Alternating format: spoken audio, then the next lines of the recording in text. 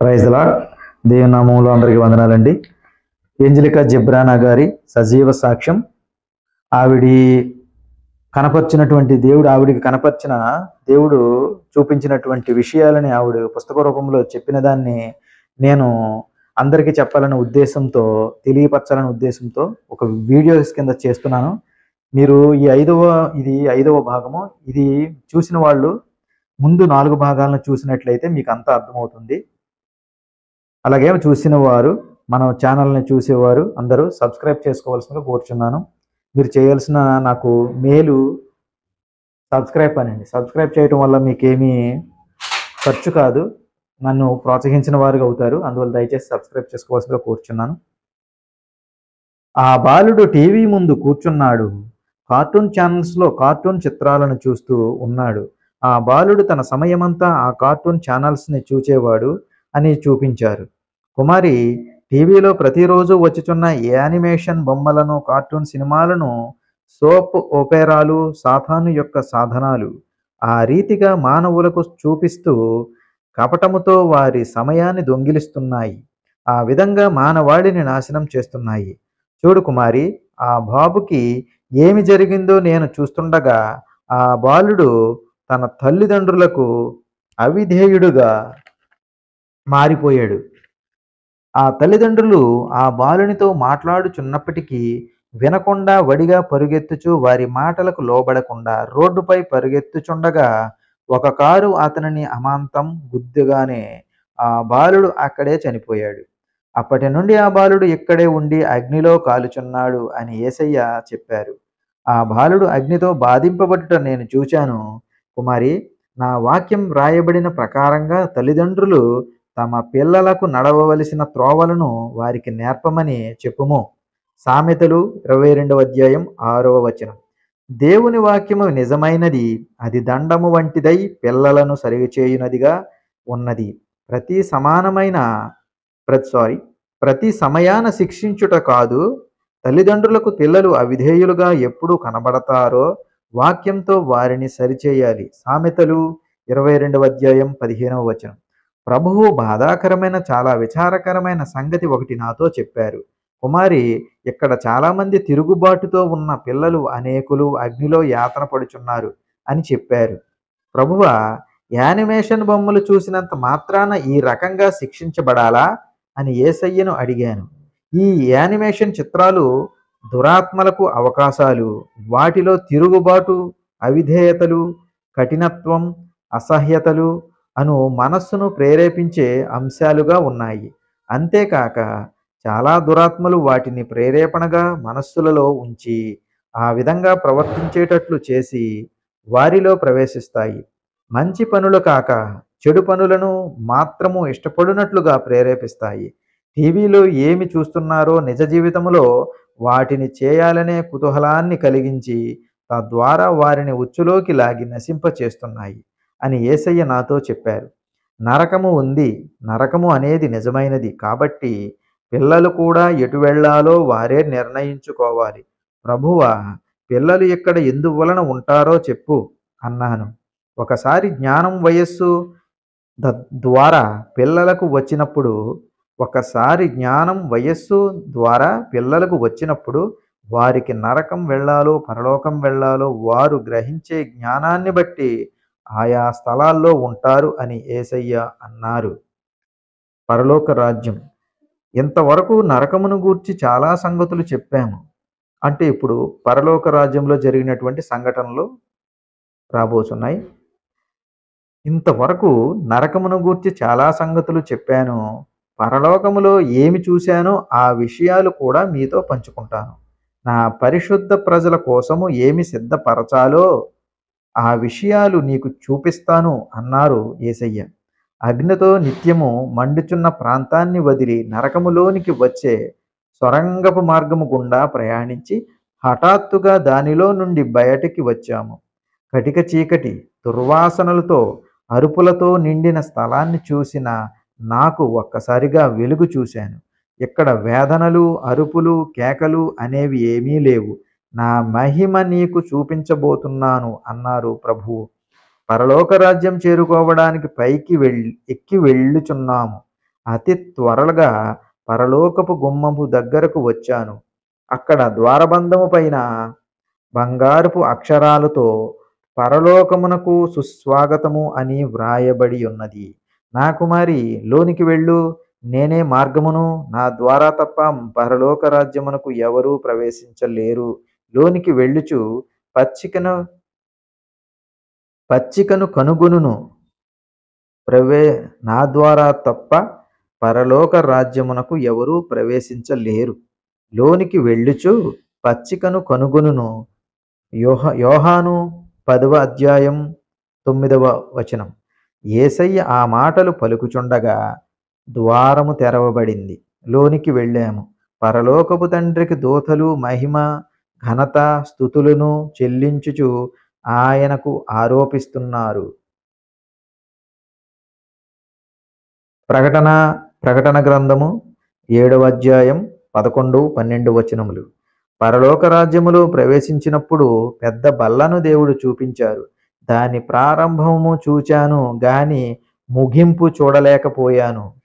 ప్రకటన 19వ అధ్యాయం 9వ వచనం. పెద్ద సింహాసనము చూచాను, దానిలో చిన్న సింహాసనము చూశాను. పరలోక రాజ్యంలో ప్రవేశించినప్పుడు పెద్ద బల్ల కనిపించిందండి. పెద్ద బల్ల, కానీ దాని ప్రారంభం మాత్రం కనిపిస్తుంది కానీ దాని ముగింపు మాత్రం మనకు కనిపించడం లేదు. అంటే అసలు చూడండి ఎంత ఎంత పొడవు, అంటే బల్ల ఎంత ప్రారంభం కనిపిస్తుంది, ముగింపు కనిపించడం లేదంటే మరి అది. పెద్ద సింహాసనము చూశాను, దానిలో చిన్న సింహాసనము చూశాను. దాని చుట్టూ లెక్కలేనన్ని కుర్చీలు ఉన్నాయి. వేల కొద్దీ వస్త్రాలు, కిరీటాలు ఉన్నాయి. నా కుమారి, నీవు చూస్తున్న ఆ కిరీటాలు జీవ కిరీటాలు అన్నారు. ప్రకటన గ్రంథము 2వ అధ్యాయం 10వ వచనం. నా కుమారి, నా బిడ్డల కోసం ఏమి సిద్ధపాటు చేశానో చూడు అన్నారు యేసయ్య. పెద్ద బల్ల మీద తెల్లటి వస్త్రము కప్పబడి ఉన్నది. కప్పబడిన వస్త్రము అంచు బంగారముతో చేయబడిన అంచులు గలదిగా ఉన్నది. ఆ బల్లపై గిన్నెలు, బంగారపు పాత్రలు, పండ్లు దానిపై పెట్టబడ్డాయి. బల్ల మధ్యలో పెద్ద పాత్ర ఒకటి ఉన్నది. దాని నిండా ద్రాక్షారసం ఉన్నది, భోజనాలు ఉన్నాయి. నా కుమారి, విందుకు అంతా సిద్ధపరచబడింది. భోజనాలతో బల్ల సంగమునకై ఎదురు చూస్తున్నది అన్నారు యేసయ్య. మేము పరలోకములో మరో ప్రాంతానికి వెళ్ళాము. అక్కడ తోటలా ఉంది. బైబిల్లో వ్రాయబడిన అనేక మంది ప్రముఖులైన భక్తులున్నారు. వారంతా యవ్వనస్తులుగా ఉన్నారు. వృద్ధాప్యము వారిలో ఎంత మాత్రమూ కనబడలేదు. ఒక యవ్వనస్తుడు చేతి రుమాలు పట్టుకొని నాట్యము చేయుచు దేవుని స్తుతిస్తున్నాడు. హఠాత్తుగా మా ప్రక్క నుండి వెళ్ళుచున్నాడు. యేసయ్య అతనిని చూపించారు. నా కుమారి, అతడు యెహోషువ, మోషే, అదిగో అక్కడ యవ్వనస్తుడైన అబ్రహాము అని చెప్పారు. వారిని పేర్లతో పిలుస్తున్నారు. వారి శరీరాకృతి యవ్వన దేహముగా శరీరమునకు మార్పు లేనిదిగా ఉంది. అనగా పరలోకములో వృద్ధాప్యము లేదు. కుమారి, అక్కడ ఉన్న ఆమెను చూసావా? ఆమె నా సేవకురాలైన మగ్దలేన మరియ. అదిగో అక్కడ నా సేవకురాలైన శారమ్మ, ఈమె మరియమ్మ. ఈమె యేసుక్రీస్తుగా పిలువబడుచున్న నన్ను భూమిపై కన్నది. కుమారి, భూమిపై ఈమెను పూజిస్తున్నట్లు ఈమెకు తెలియదు. అసలు భూమిపై ఏమి జరుగుచున్నదో అసలేమాత్రము ఈమెకు తెలియదు. ఈ సంగతి సర్వమానవాళికి తెలియజెయ్యి. ఈమెను విగ్రహము రూపములో పూజించుచు విగ్రహారాధకులకు తెలియజెయ్యి. క్రైస్తవ విగ్రహారాధకులు ఎంత మాత్రము పరలోక రాజ్యము చేరుకోలేరు. మరియమ్మ గారిని విగ్రహ రూపంలో పూజిస్తున్నారు. ఆ పూజించినటువంటి విషయము అక్కడ ఉన్నటువంటి పరలోకములో ఉన్నటువంటి మరియమ్మ గారికి తెలియదు అని దేవుడు మరి ఆ ఏంజలిక గారికి కుమారి అని సంబోధిస్తూ చెప్పుచున్న సందర్భము. విగ్రహారాధన మరి విగ్రహారాధకులకు కూడా మరి పరలోకంలో స్థానం లేదని చెప్పి దేవుడు మనకి చెప్తున్నట్లు ఈ సందర్భంలో చూస్తాం. క్రైస్తవ విగ్రహారాధకులు ఎంత మాత్రమో పరలోక రాజ్యము చేరుకోలేరు. వారు పరలోక రాజ్యము చేరునట్లు స్వతంత్రించుకున్నట్లుగా వెళ్ళి వారికి సువార్త చెప్పుము. నేను వారిని ప్రేమిస్తున్నాను అని తెలియజేయి. భూమిపై జరుగు ఏ విషయమును గూర్చి మరియు పరిశుద్ధ గ్రెగరీ, అపోస్తులుడైన పౌలు, ఏలియా, ఎలీషా వారిలో ఎవరికీ తెలియదు. భూమిపై జరుగు ఏ విషయమును గూర్చి వీళ్ళకి తెలియదు అంటున్నారండి. భూమిపై జరుగుతున్న ఏ విషయాల గురించి అపోస్తులుడైన పౌలు గారికి, ఏలియా, ఎలీషా గారికి వారిలో ఎవరికీ తెలియదు అని చెప్తున్నారు. వారు రక్షణ నివ్వలేరని నేను తప్ప మరలోకమునకు చేర్చు వారెవరూ లేరు. వారు రక్షణనివ్వలేరని నేను తప్ప పరలోకమునకు చేర్చు వారెవరూ లేరని చెప్పు. ఒక్కడు కూడా రక్షించలేరని 3 సార్లు ప్రభువు హెచ్చరించారు. నేనంటున్నాను, ఏ భక్తుడు పరమునకు చేర్చునట్లు రక్షించలేడు. మానవాళి పరిశుద్ధుల పేరు జ్ఞాపకముకు చేసుకుని వారికి ప్రార్థనలు చేస్తున్నారు. పరిశుద్ధులు కాదు, దురాత్మ వారి స్థానములో ఉండి మాట్లాడి మోసగిస్తుంది. మనుష్యుడు తయారు చేసిన విగ్రహము ద్వారా సాతానుడు పనిచేస్తున్నాడు. ఒక మాట మీతో చెప్పనివ్వండి. ఆయన కోరేది మంచి విషయం ఏమిటంటే, ఆయన నామములోనే పరలోకం రావాలని కోరుకుంటున్నాడు. నజరేయుడైన యేసుక్రీస్తు మాత్రమే రక్షిస్తారు. తన ప్రాణాన్ని సర్వమానవాళికై నిత్య జీవము ఇచ్చేటట్లుగా అర్పించారు. ఈ గొప్ప సమాచారాన్ని మానవాళికి తెలియజేస్తున్నాను. యేసయ్య కన్నీరు విడిచుచు, నా కుమారి వెళ్ళు, సత్యాన్ని బోధించు. నేను ఏమి తెలియజేశానో ఆ వార్తను ప్రకటించు, మౌనముగా ఉండవద్దు అన్నారు. ప్రభు అయిన యేసుక్రీస్తును మరియు ఆరాధించుట చూశాను. ఆమె మాత్రమే కాక బైబిల్లోని పరిశుద్ధ స్త్రీలు ఆరాధించుట చూశాను. వారి అందమైన తల వెంట్రుకలున్నాయి, చాలా పొడవుగా ఉన్నాయి. ఆ స్త్రీలు అందమైన తల వెంట్రుకలు కలిగి ఉన్నారు కదా ప్రభువా అన్నాను. అవును నా కుమారి, నీవు చూసిన ఆ స్త్రీలకు ముసుకుగా అందమైన తల వెంట్రుకలు ఇచ్చాను అని యేసయ్య చెప్పారు. ఇంకా ఇలా చెప్పారు, నా కుమారి, స్త్రీలకు ముసుగుగా ఇచ్చిన తల వెంట్రుకలు జాగ్రత్త అని చెప్పు అన్నారు. చాలా ముఖ్యమైన విషయాన్ని నీకు చూపించబోతున్నాను అన్నారు ప్రభువు. బంగారపు వర్ణం కలిగి మహామహిమతో మెరిసిపోతున్న నగరాన్ని చూపించారు. ప్రభువు అది ఏమిటి? దానిని చూడాలని ఉంది అని ప్రభువుని అడిగాను. నా కుమారి, నీవు చూస్తున్న నగరం పరలోక నివాసము. అక్కడ అనేక భవనాలుంటాయి. నా పిల్లల కోసమై సిద్ధపరిచాను అన్నారు. ఆ నగరానికి వెళ్ళుచుండగా బంగారపు వంతెన దగ్గరకొచ్చాను. దానిని దాటగానే బంగారపు వీధులు చూచాను. అవి మేలిమి బంగారముతో తయారు చేయబడినవి. ప్రకటన గ్రంథము 21వ అధ్యాయము 21వ వచనం. ఆ భవనాలు గూర్చి అసలు వర్ణించలేము. మహోన్నతంగా, అద్భుతంగా, ఉన్నతంగా ఉన్నాయి. గాజు గ్లాసు మెరుస్తున్నట్లుగా తళతళ మెరుస్తూ ప్రకాశమానంగా ప్రతిదీ అందంగా ఉన్నాయి. ఆ భవనాలను దేవుని దూతలు నిర్మిస్తున్నాయి. కొన్ని భవనాలు వేగంగా కట్టబడుతున్నాయి, కొన్ని నిదానంగా తయారవుతున్నాయి, మరికొన్ని పునాదుల దగ్గరే కట్టబడి నిలిచి ఉన్నాయి. ప్రభువా, ఎందుకని కొన్ని వేగంగా నిర్మిస్తున్నారు, కొన్నిటిని నిదానంగా నిర్మిస్తున్నారు, మరికొన్నిటిని కట్టకుండా మానేశారు, నిలిపివేశారు, ఏమిటి కారణం అని యేసయ్యను ప్రశ్నించాను. నా కుమారి, వేగంగా నిర్మించుచున్న భవనాలు గల ఆ పిల్లలు నా కొరకు విస్తారంగా పనిచేస్తున్నారు. నిదానంగా కట్టుచున్న భవనాలు గల నా పిల్లలు నిదానంగా నా పని చేస్తున్నారు. పునాదుల మీద నిలిచిన భవనాలు గల నా పిల్లలు నా పని చేయక ఉన్నారు. ఆత్మీయ జీవితాన్ని విడిచి సువార్త పత్రికలు పంచక, నా సువార్త ప్రకటించక ఉన్నారు. ఎవరు సువార్తను తెలియజేయక ఉంటారో వారి భవనాలు కట్టబడక నిలిచి ఉంటాయి. నా జనులు నా విషయమై సిగ్గుపడుచున్నారు. నిలిచిన భవనాలు గల నా పిల్లలు నన్ను విడిచి దూరమైనారు, భ్రష్టులైనారు. కుమారి, నా మార్గానికి తిరిగి రమ్మని, నా త్రోవలు చేరుమని వారికి చెప్పుము అని ఏడ్వడం ప్రారంభించారు. కొందరు పాటలు పాడుట విన్నాను. పాటలు పాడే వారి దగ్గరకు తీసుకుని వెళ్ళమని అడిగాను. యేసయ్య ఆ క్షణములో నా వైపు తీక్షణంగా చూశారు. ఆయన ఎందుకు చూచారో నాకు అర్థమైంది. ఎందుకనగా పాటలు వినబడుచున్నాయి కానీ ఆ పాటలు పాడేవారి దేహాలు అక్కడ లేవు. అందుకే దేవుడు ప్రశ్నార్థకంగా చూచారు. ఆయన ముఖమును చూడలేకపోయాను కానీ ఒక రెప్పపాటు కాలము చూచాను. ఆయన కన్నీళ్లు చూచాను. అవి ధారాపాతంగా వస్త్రాలపై ప్రవహిస్తున్నాయి. ఎందుకు మీరు దుఃఖిస్తున్నారు అని అడగగా ఆయన మౌనంగా చూస్తుండిపోయారు. తరువాత ఆయనతో కలిసి అందమైన ఒక తోటలోనికి వచ్చాము. ఆ తోటలో అందమైన భవనాలున్నాయి. ఆ తోటలోని వృక్షాలకు అందమైన పువ్వులు వికసించి పుష్పించి ఉన్నాయి. ఆ తోటలో పాటలు విన్నాను.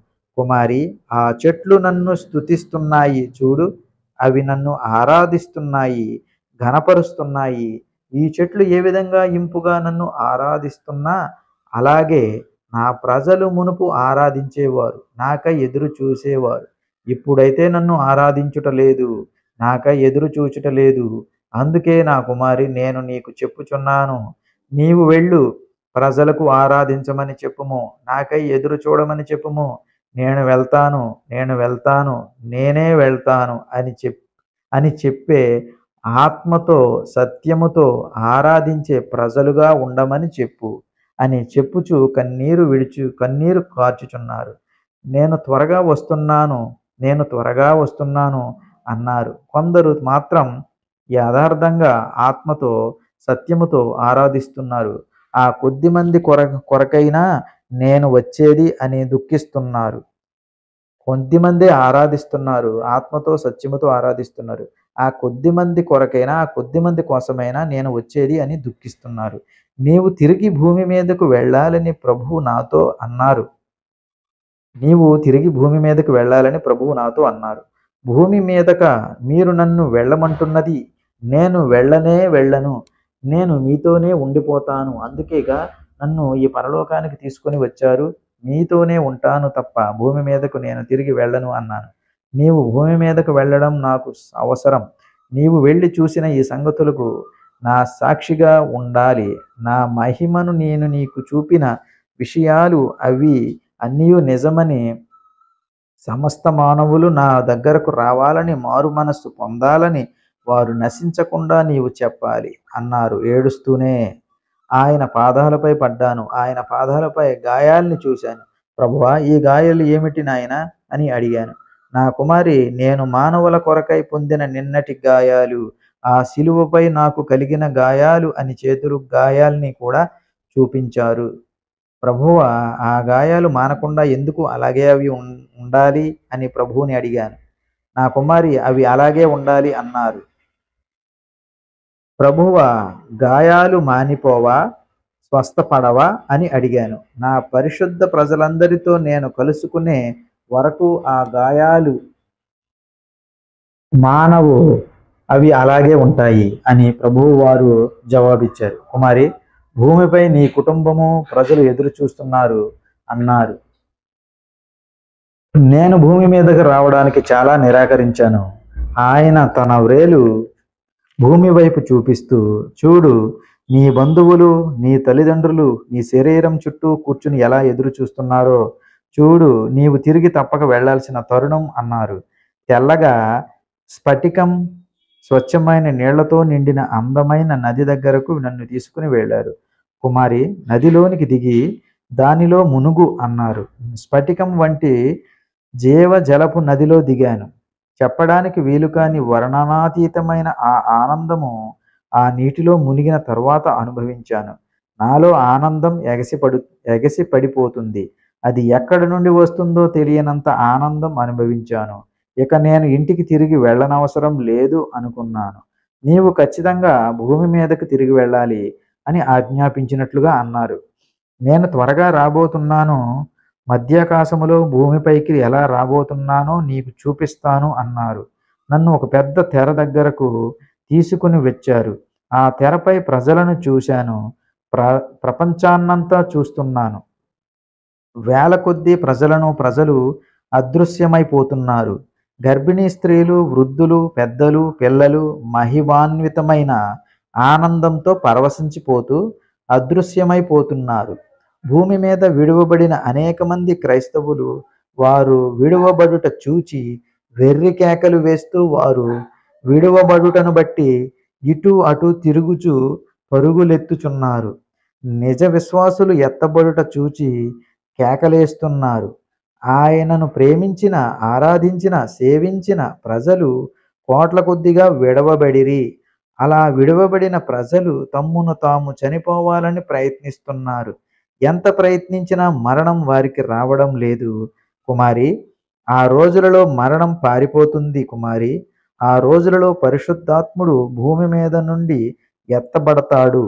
ప్రకటన గ్రంథము 9వ అధ్యాయము 6వ వచనం. విస్తారంగా భూమి మీద ప్రమాదాలు జరుగుతాయి, కానీ ఒక్కరు కూడా మరణించరు. గాయపడటం కూడా జరగదు. గాయాలు వారి శరీరముపై కనబడవు.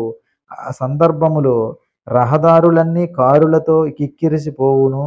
ట్రాఫిక్లో ప్రజలు ఇరుక్కుపోయి ఉండటం చూశాను కుమారి. అప్పుడు ఏమి జరుగుతుందో చూడు అన్నారు. ఈ ప్రక్క నుండి ఆ ప్రక్కకు నలుదిశల పరుగెత్తడం చూశాను. యేసయ్య వచ్చేశారు, రాకడ జరిగిపోయింది అని ప్రజలు అనుచు బోరున విలపించారు. ప్రభువా నన్ను క్షమించు, ప్రభువా నన్ను రక్షించు, ప్రభువా నన్ను మీతో తీసుకుని వెళ్ళు అంటూ వేడుకుంటున్నారు. ఆలస్యమైంది, చాలా ఆలస్యమైంది. మారు మనస్సు పొందు కాలము గతించిపోయింది అని చాలా విచారముగా జవాబిచ్చారు.